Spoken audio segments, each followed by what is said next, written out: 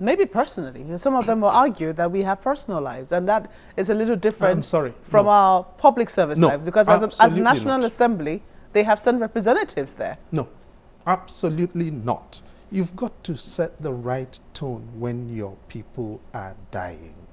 No. And I'll ask you the question. Do you remember in your adult life having seen the Nigerian flag fly at half-mast because Nigerians were killed in peacetime?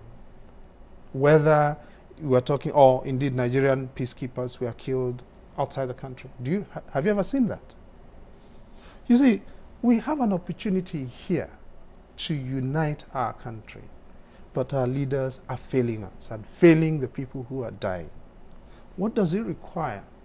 Now, in other countries, I've had to stop in the middle of the road in the United Kingdom because the country required that at 12 noon on a particular day, everybody should stop and for 1 minute while they remember victims of a bombing.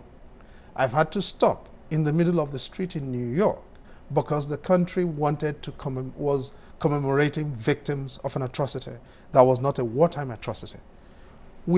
Can you imagine this country saying, let's come together on this particular day to remember all the victims whom we've lost? Christian, Muslim, North, South, East, West, male, female, herder, farmer. Can we, whatever you are doing in this country, spare 3 minutes and let us remember everybody?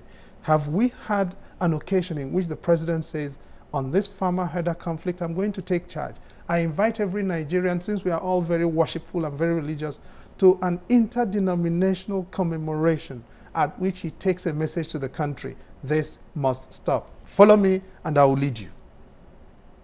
Why is that so difficult? Now, if we don't have that, but rather we are having, don't forget this whole thing about colonies for cattle is taking place within the context of a long narrative in which we've had articulate voices, particularly of leaders from northern Nigeria, telling us that this thing was being perpetrated by foreigners, correct? Mm-hmm. You've had Governor Ganduje say it. You've had Governor El Rufai say it several times. Indeed, he didn't just say it. He said he sent emissaries to these people in foreign lands to tell them that he was a Fulani like themselves and understood where they were coming from, and he paid them blood ransom. We've also had Governor Shetima say it. We've had the Northern Governors Forum come together to consecrate it as doctrine. So, foreigners are killing Nigerians, according to your narrative, and your response is to give them what? Cattle colonies. How does that sound? Sounds good?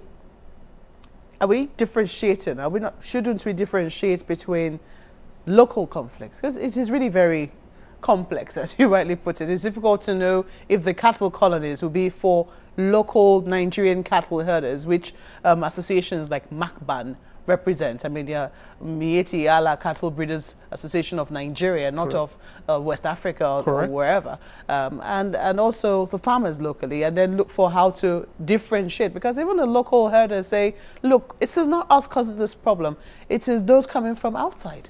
Now, what I would expect, therefore, what I would have expected was for the governors or whoever else was pushing this line about foreigners to make those distinctions and say, there are national level elements here, there are foreign elements, this is how they all work, so that we begin to understand. But the narrative that has been pushed has always been that these were foreigners.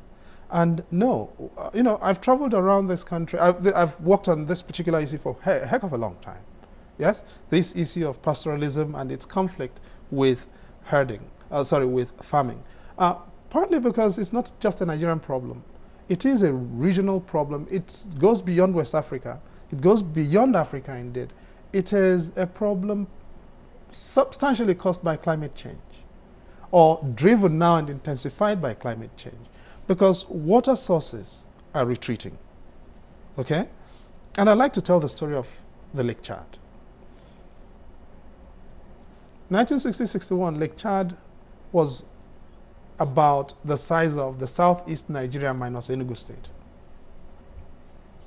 It covered 4 or 5 countries. The broad dimension was about 26,000 square kilometers. As you and I speak, Lake Chad is barely 200,000 square kilometers and shrinking. Now, you can begin to imagine the consequences of that for communities that depended on it for livelihood.